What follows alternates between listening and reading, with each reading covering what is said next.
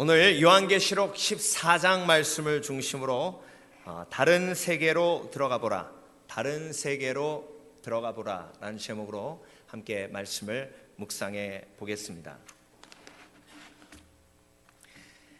탈북자 선교하시는 최강 목사님의 책 내래 죽어도 좋습니다 라는 책에는 북한의 상황과 기독교 탄압에 대해서 잘 이야기해 주고 있습니다. 탈북이 이루어진 것은 97년부터라고 하는데요, 평양에서는 하루에 30-40명, 함흥 지역에서는 하루에 약 300명씩 죽어갔다고 합니다.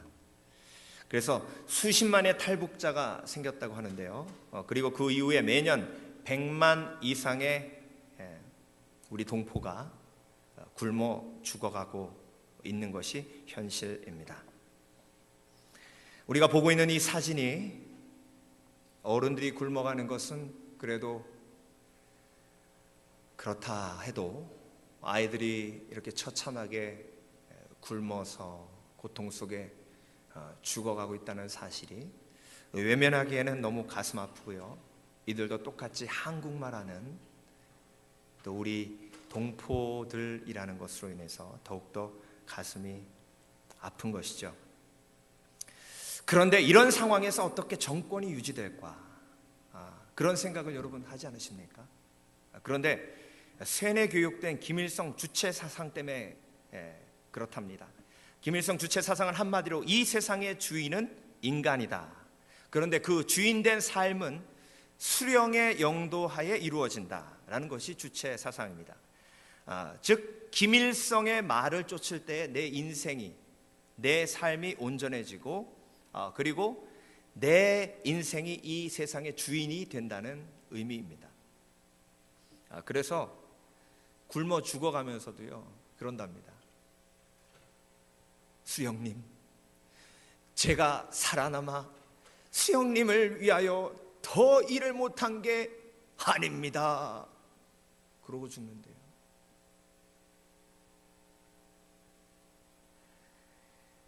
그런데 여러분, 북한에서 제일 금기시된 게 무엇입니까? 다른 세계를 보는 겁니다. 남한의 드라마를 보다 걸리면 아우지 탄광에 가고요, 그리고 유학생들한테 철저하게 교육하는 게 뭐냐면 유학을 가더라도 여기 십자가 달려져 있는 교회는 절대 가면 안 된다. 그러면서 뭐라고 가르치는지 아십니까? 거길 가면 기두새도 모르게 네가 잠든 사이에 장기를 축출하고 너를 쓰레기통에 버린다, 이렇게 가르친대요. 언더우드 선교사가 우리나라에 처음 온 거, 그 역사를 가르치면서 실제로 북한 교과서에 나와 있는 얘기를 합니다. 이 최강 선교사님 책에 나와 있는 얘기예요. 언더우드 선교사가 아이들을 살짝 데려다가 가둬놓고 그리고 고문하고 이마에다가 염산으로 글씨를 새겼다. 그런 역사를 가르치고 절대 교회라는 것은 가면 안 된다, 이렇게 가르친답니다. 그 이유가 뭡니까? 거짓이 탄로날까 두려워하는 것이죠. 그래서 철저하게 다른 세계를 보는 것을 막는 겁니다. 요한계시록 13장에서 하나님을 예배하지 않는 666의 삶으로 이끄는 사탄의 세력이 이 땅에 적그리스도의 모습으로 그대로 나타나 있습니다. 적그리스도가 뭐 하는 사람입니까? 예배 못하게 하는 사람입니다. 월요일부터 토요일까지 죽으라고 일만 하고 일곱째 안식일 날 절대로 예배하지 못하게 하는 것, 그게 666의 삶이라 했습니다. 그래서 예배를 하면 다른 세상을 보기 때문에 그렇습니다. 북한의 기독교를 탄압하는 이유가 뭡니까? 김일성이 신이라고 이렇게 동상을 세워놓고 김일성은 존엄이다, 그래서 김일성을 비판하면 우리의 최대 존엄을 훼손했다, 그런 말 하지 않습니까? 그러니까 우리가 생각하는 정치적인 의미 그 이상입니다. 이런 사람들이 다른 세계를 보면 어떻게 됩니까? 그게 거짓말인지 알게 되는 겁니다. 로마 제국도 마찬가지입니다. 네로 황제가 자신이 하나님이라고 선포했습니다. 그리고 큰 도시마다 로마 황제의 신전을 지어놨는데 그 신전이 얼마나 어마어마했냐면 그 신전만 보아도 야, 다른 건 몰라도 이 신전, 이렇게 어마어마한 신전을 지을 수 있는 그 사람은 하나님이다 라고 감탄하게 만들었습니다. 그 로마 황제가 가장 두려워하는 게 뭐예요? 진리입니다. 자기가 황제가 아니라는 것을 선포하는 그리스도인입니다. 그러니까 잡아다가 죽여야 하는 거죠. 그래서 여러분, 적그리스도가 제일 두려워하는 게 뭐냐면 예배입니다. 왜? 우리는 예배를 통해서 다른 세계를 보기 때문에 그렇습니다. 자, 여기서 조금 철학적인 얘기를 해볼까요? 뭐가 실제입니까, 여러분? 실제가 뭐예요? 실제, reality, 영어로 실제가 뭡니까?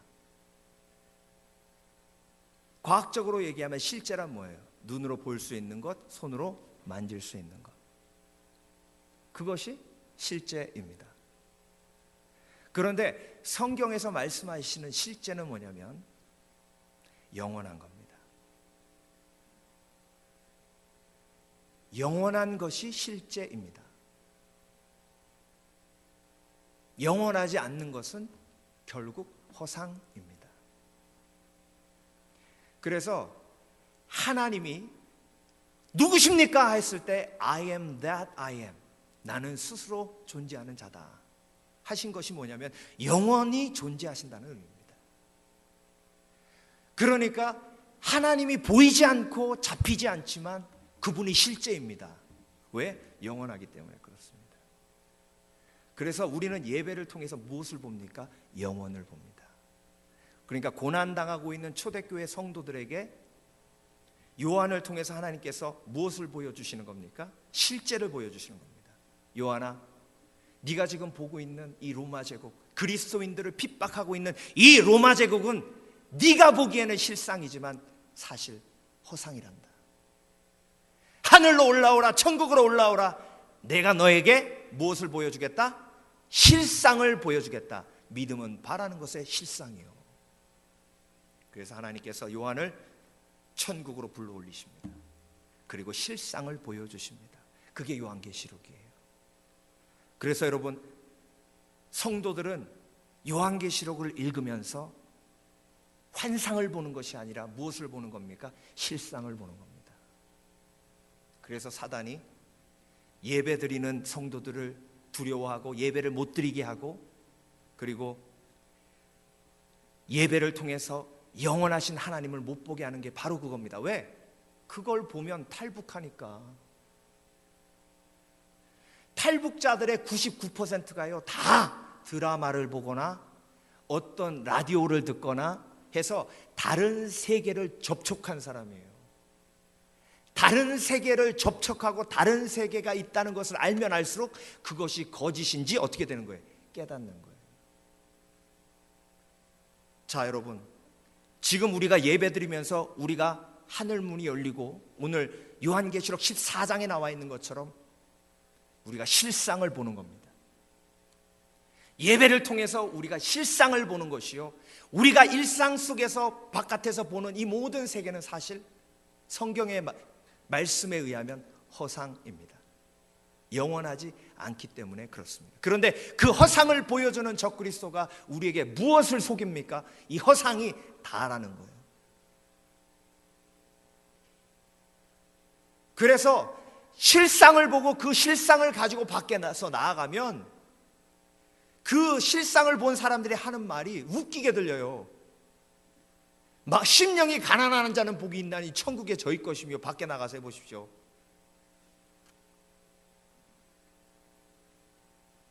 의를 위하여 핍박을 받는 자는 복이 있나니 하나님의 아들이라 일컬음을 받을 것이라.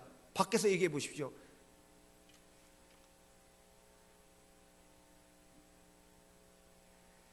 캄보디아 방 선교사님이 한 달 전에 거기 가서 3년 동안 훈련받고 첫 첫 번째 선교지로 가면서 반대편에서 오던 큰 버스가 그 차를 들이받아가지고 완전히 그 차가 산산조각이 나고 온 가족이 다 타고 있었는데 선교사님 두 부부는 거기서 즉사하고 첫째 아들 즉사하고 둘째 딸하고 셋째 딸만 살아남았어요.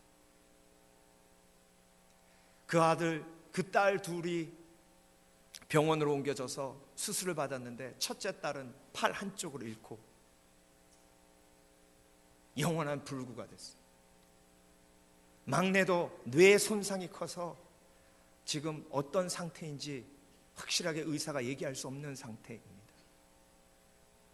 여러분, 선교지로 파송된 그 후에 목숨 걸고 그 지역에 헌신해서 이제 선교지로 파송되는 그때에 일어난 교통사고, 그 누가 어떻게 설명할 수 있겠습니까?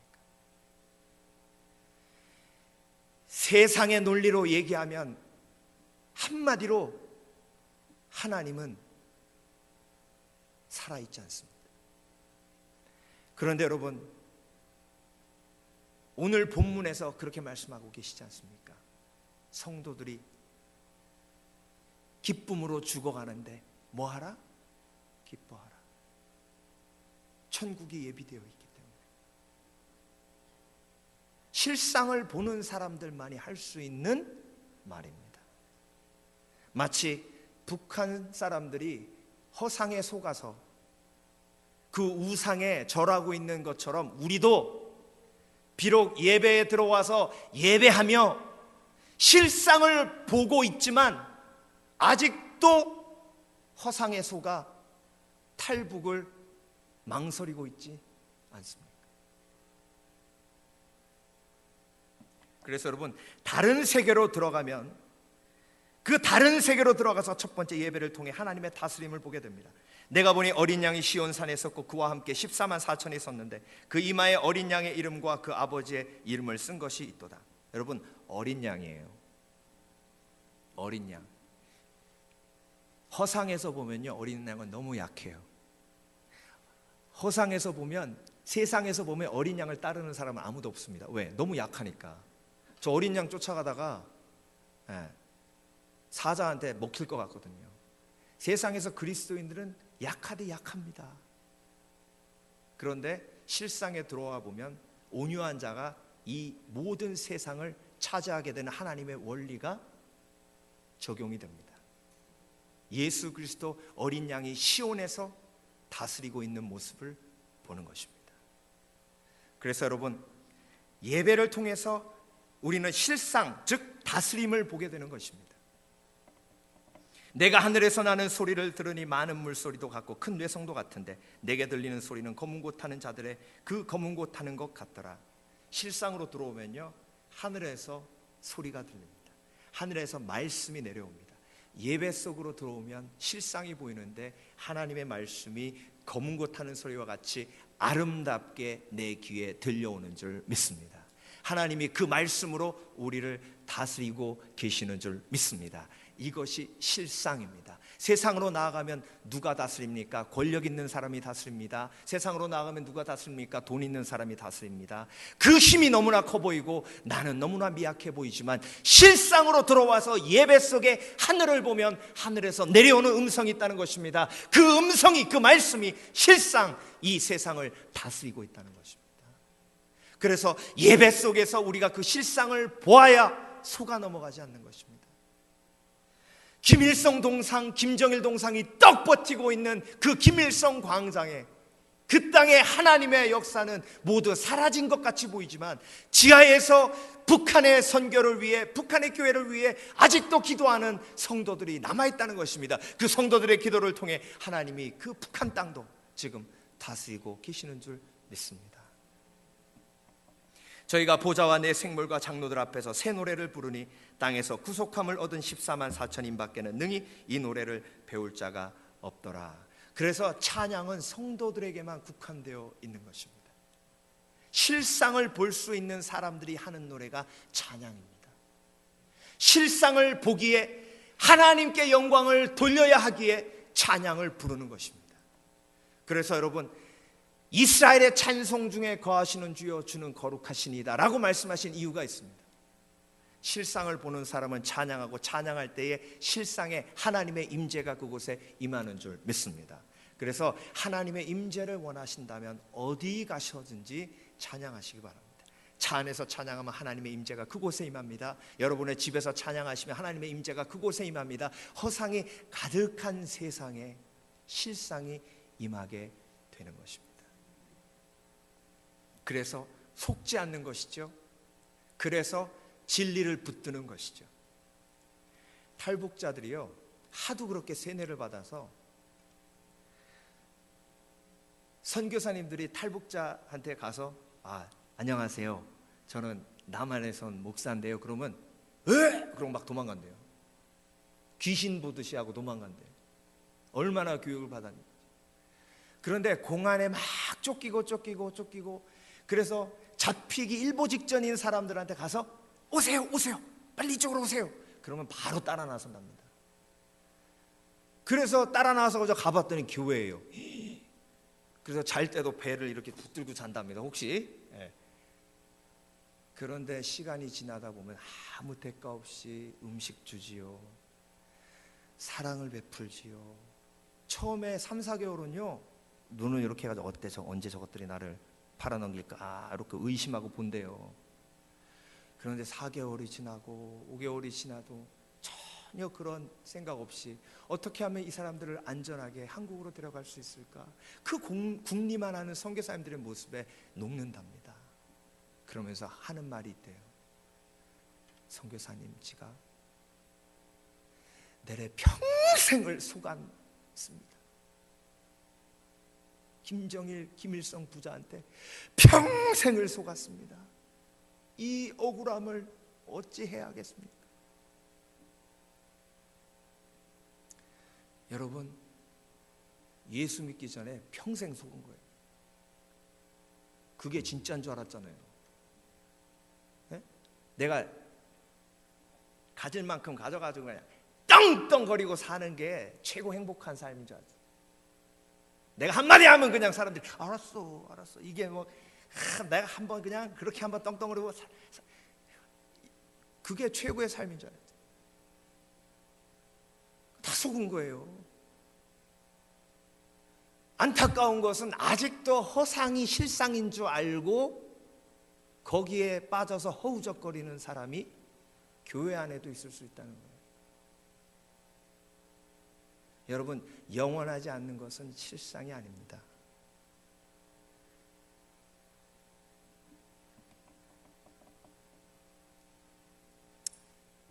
이반 알렉산더라는 분이 Proof of Heaven, 천국을 증명한다 라는 책을 썼습니다. 이분이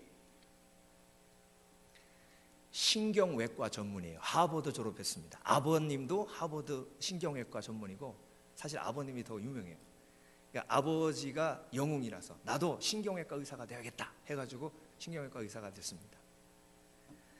이분 책을 읽어보니까 철저하게 무신론자였더라고요. 철저하게.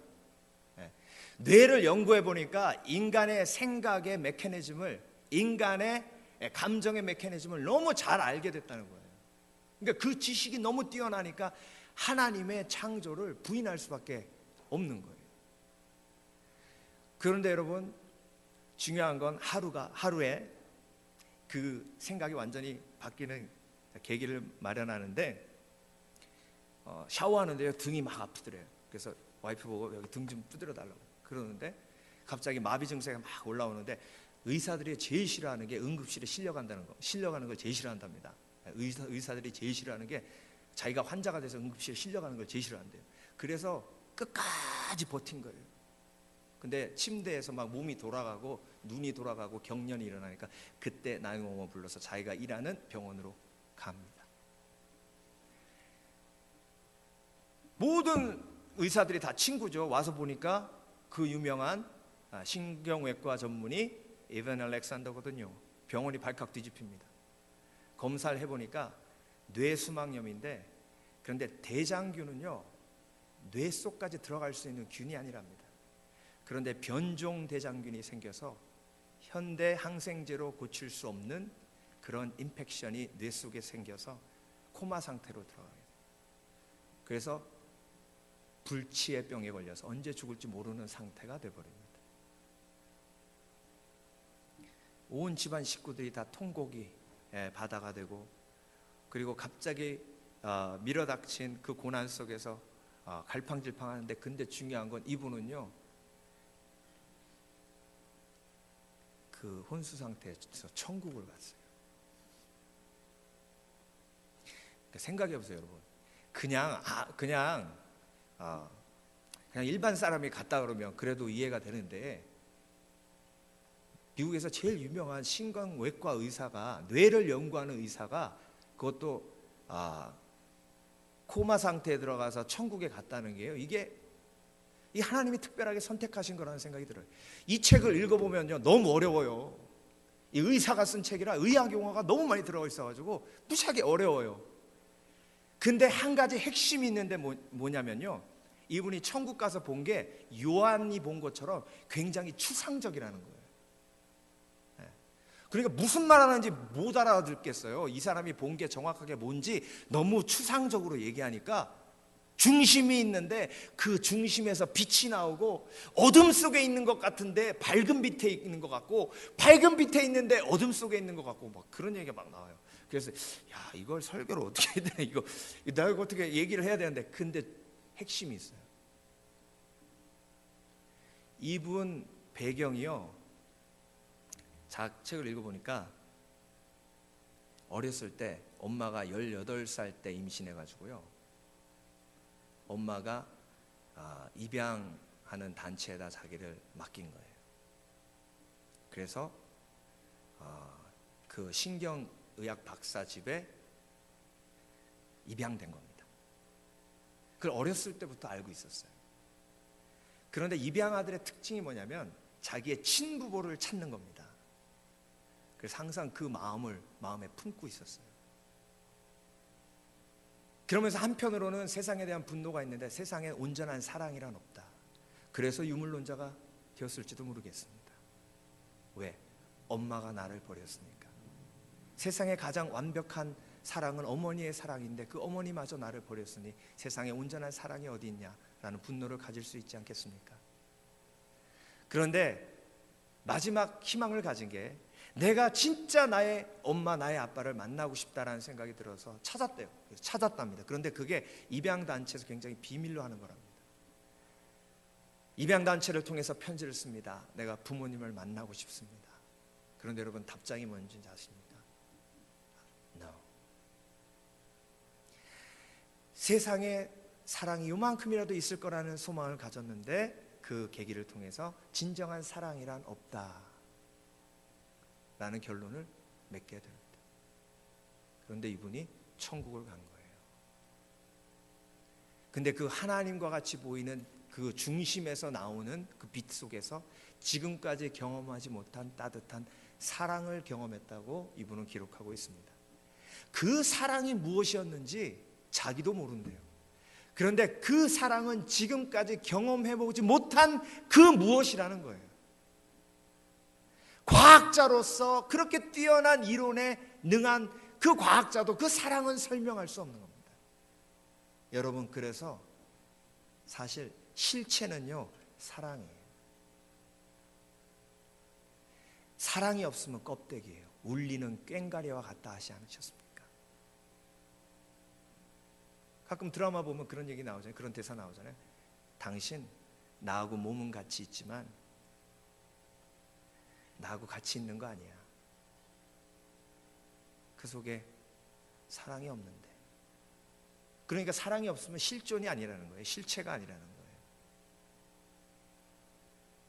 이분이 천국 가서 경험한 그 사랑을 가지고 일주일 후에 눈을 뜹니다. 온 병원이 발칵 뒤집혔어요. 이런 기적이 있을 수 있나. 온 가족이 다 난리가 났습니다. 이런 기적이 있을 수 있나. 그러고 나서 갔다 와서 경험한 이야기를 사람들한테 해도요, 사람들이 못 알아듣는 거예요. 지금 무슨 말 하는 거냐고. 너무 추상적이니까. 그래서 아들이, 아빠 그런 얘기 하지 말고 다른 죽음의 세계, 천국에 갔다 온 사람들 만나기 전에 아빠가 경험한 걸 다 적으세요. 그래서 다 적었답니다. 학자니까 얼마나 잘 적었겠어요. 그리고 나서 전 세계 한 400명 정도 천국을 갔다 왔다는 경험이 있는 사람들의 400명의 모든 경험을 다 조사했어요. 그랬더니 자기와 공통되는 점들이 너무나 많아서 깜짝 놀랐다는 겁니다.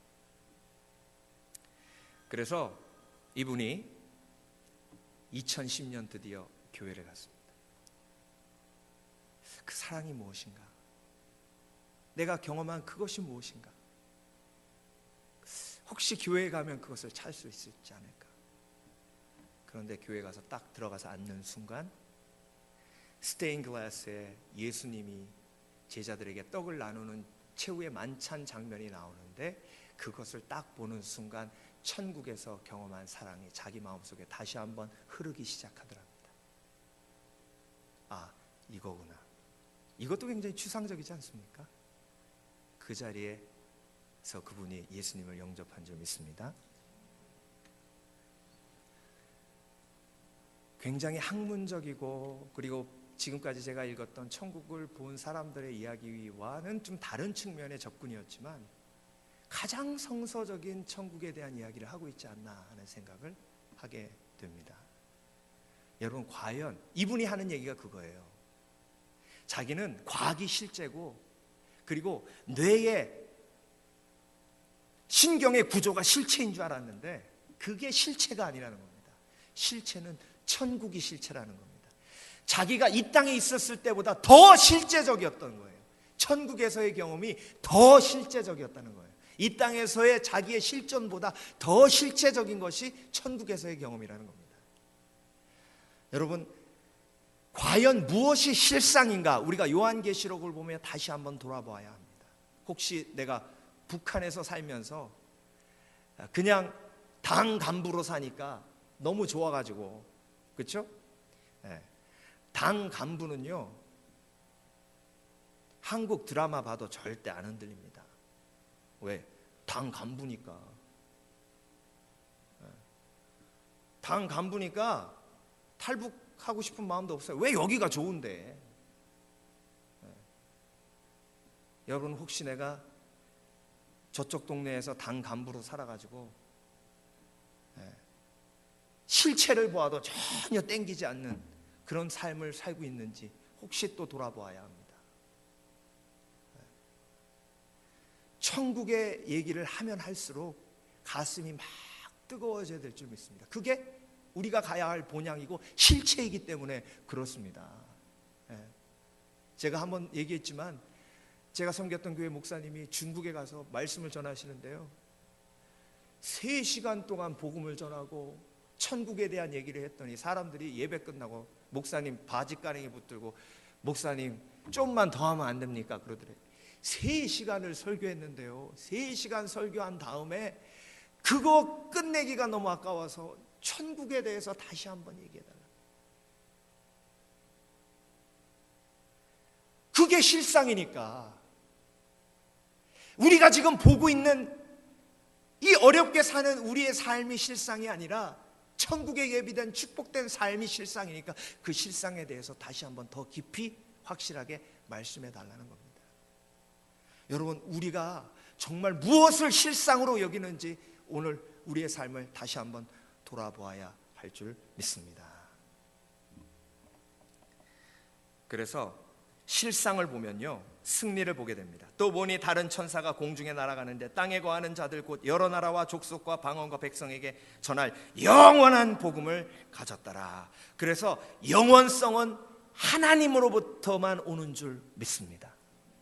영원하지 않은 것은 진리가 아니고 영원하지 않은 것은 실체가 아니기에 예수 그리스도의 십자가의 보혈의 능력이 영원하고 예수 그리스도의 부활이 영원하기에 그것이 실체인 줄 믿습니다. 그래서 우리의 삶의 포커스가 실체에 맞춰 있어야 될 줄 믿습니다. 그래서 예배는 영원을 보게 하며 실체를 보게 하며 하나님의 나라 다른 세계를 보게 해서 그 다른 세계를 통해서 지금 내가 세상에 살고 있는 이 세상이 허상이라는 것을 증명해 주는 것입니다. 그가 큰 음성으로 가로되 하나님을 두려워하여 그에게 영광을 돌리라. 이는 그의 심판하실 시간이 이르렀음이니 하늘과 땅과 바다와 물들의 근원을 만드신 이를 경배하라 하더라. 또 다른 천사고 둘째가 그 뒤를 따라 말하되 무너졌도다 무너졌도다. 큰 성 바벨론이여 모든 나라를 그 음행으로 인하여 진노의 포도주로 먹이던 자로다 하더라. 실상을 보면 하나님께서 그 실상을 통해 무엇을 보여주시냐면 허상이 무너진다는 것입니다. 여러분, 허상은 반드시 무너집니다. 그래서 허상에 소망을 두면 인생이 허무한 것입니다. 부자와 나사로 얘기를 여러분 기억하십니까? 허상에 초점을 맞추고 있었던 삶이 부자의 삶입니다. 그런데 그 부자가 죽고 실상을 보게 됩니다. 자기 집 앞에서 구걸하던 나사로가 아브라함의 품에 안겨 있는 모습을 봅니다. 허상에서 벗어나 실상을 보니 자기의 삶이 얼마나 어리석었는지 기억하게 됩니다. 그래서 하나님 앞에 간구합니다. 하나님, 아브라함이시여, 나는 그렇다고 쳐도 내 땅에 있는 내 형제들, 저들만큼은 실상을 보게 해 주시옵소서. 나처럼 어리석어 평생을 허상을 바라보며 어리석게 살았던 나를, 내가 길었던 그 어리석은 길을 밟지 않도록 내 형제들에게 가서 좀 전하게 해주십시오. 그랬더니 하나님께서 뭐라 하셨습니까? 그 복음을 전하는 사람들이 땅에 있다. 땅에 있다. 그래서 여러분, 바벨론은 무너집니다. 허상이기 때문에 그렇습니다. 그렇지만 하나님의 나라는 영원한 줄 믿습니다. 장효나 선교사님, 제가 금요 예배 때마다 몇 번 얘기했었죠. 정글에 천국을 세우는 사람이라는 책의 주인공입니다. 이분도 9개월 동안, 이분은 일주일이 아니라 9개월 동안 혼수 상태에 있었습니다. 아들이 3도 화상을 입었는데, 3도 화상 아주 엄청난 화상입니다. 하나님, 이 아들이 흉터지지 않고 깨끗하게 나으면 제가 주를 위해 헌신하겠습니다. 그리고 약속했어요. 근데 까맣게 잊어버리고 사업에 빠져가지고요, 돈을 무지하게 벌었답니다. 아주 셀 수가 없었답니다. 셀 수 없이 많이 벌었으니까 얼마나 많이 버는 거예요. 그런데 그날도 술독에 빠져가지고 집에 오는데 몸이 어지럽고 입이 돌아가가지고 병원에 갔더니 뇌출혈이라고 그래요. 근데 그걸 막지 못하고 혼수 상태로 빠졌는데 9개월 동안 혼수 상태에 있었습니다. 그런데 그분의 책을 이렇게 보면요, 9개월 동안 혼수 상태에 있었는데, 이분은 좀 특이한 게 9개월 동안 천국에 간 게 아니라 9개월 동안 혼수 상태에 빠져가지고 주위의 사람들이 와서 한 얘기를 다 들었어요. 어떤 친구가요, 자기 직원이 와가지고 그러더래요. 자기 와이프한테, 아유 사장님, 그렇게 죄 많이 짓고 사업할 때 꼼수 쓰시더니 내가 이렇게 될 줄 알았어요. 그러더래. 그 얘기가 다 들리더래요. 그래서 여러분, 혼수 상태 빠진 사람 옆에 가서 함부로 말하는 거 아닙니다. 뭐 괜히 막 100만 원 돈 꿔갔는데 안 갖고 이렇게 됐다고 막 그런 식으로. 근데 더 섭섭한 건요, 장모님이래요. 장모님이 그러더래요. 딸 보고, 얘야, 아무도 없으니까 하는 얘기인데 저 산소 마스크 확 뛰고 너 이렇게 과부로 살 거냐, 이 사람 뭐 어떻게 식물인간으로 이렇게 계속 살지 모르니까 저거 내가 산소 마스크 확 뺄 테니까 그냥 가만히 아무 모르는 척 하고 있어라, 그러더래. 그래가지고 소름이 끼쳐가지고 막 내가 깨나기만 해라 그랬대요.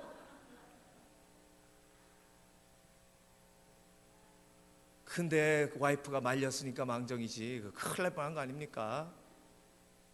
근데요, 깨어나기 며칠 전에 예수님 살려주세요, 예수님 살려주세요, 잘못했어요, 예수님 살려주세요, 막 그렇게 기도를 하는데 예수님이 약속을 지켜라 그러래. 제가 예수님한테 약속 안 지키게 어디 있습니까? 네가 나를 위해서 복음 전하며 헌신하겠다고 했지 않느냐, 네 아들 3도 화상 고쳐주면. 그걸 어떻게 지금까지 기억하십니까? 기억력도 좋으시지. 어디로 가야 합니까? 가라는 대로 가겠습니다. 하나님, 네가 가봤던 데로 가라.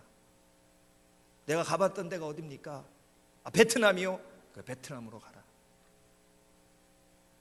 그래서 이분이 깨어났어요. 근데 뭐라고 하면서 깨어났냐면 감림산 기도원 그러고 깨어났대. 부산에 감림산 기도원이 있대. 거기 가서 기도하고 이제 베트남으로 가려고. 깨어나자마자 깨어난 사람이요, 감림산 기도원 간다 그래가지고 가족들이 깜짝 놀래가지고, 아니 왜 깨어나자마자 기도원을 가냐고. 그래서 그분이 그렇게 사명을 받고 베트남에 가서 의료 선교를 하시면서 수없이 많은 영혼들을 지금 구원하시고, 그분을 통해서 일어난 기적을 보면요, 그 책을 보면 정말 상상할 수 없을 만한 기적들이 막 일어납니다. 여러분, 꼭 환상을 보고 음성을 들어야 실체를 보는 건 아닙니다. 요한계시록을 읽으며 성경을 보며 우리는 충분히 실체를 볼 수 있습니다. 여러분, 북한에 살면서 우상에게 속아서 그냥 그렇게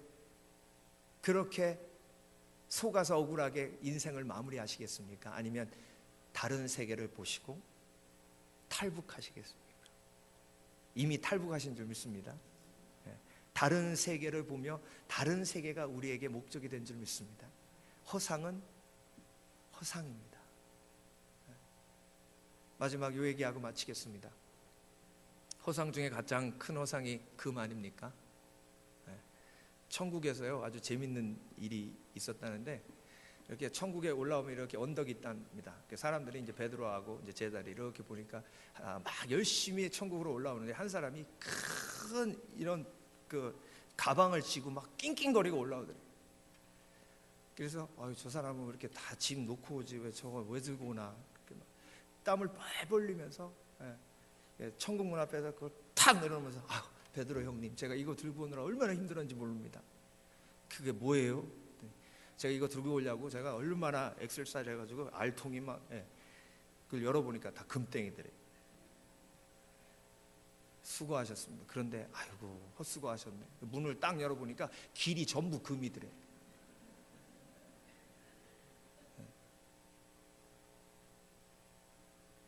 여러분, 이 허상을 쫓는 삶이요, 그렇게 허무한 삶입니다. 과연 실상의 그 의미에 대해서, 정의에 대해서 바로 정의를 내려야 될 줄 믿습니다. 영원하지 않으면 허상입니다. 영원한 것만 실상입니다. 기도하겠습니다.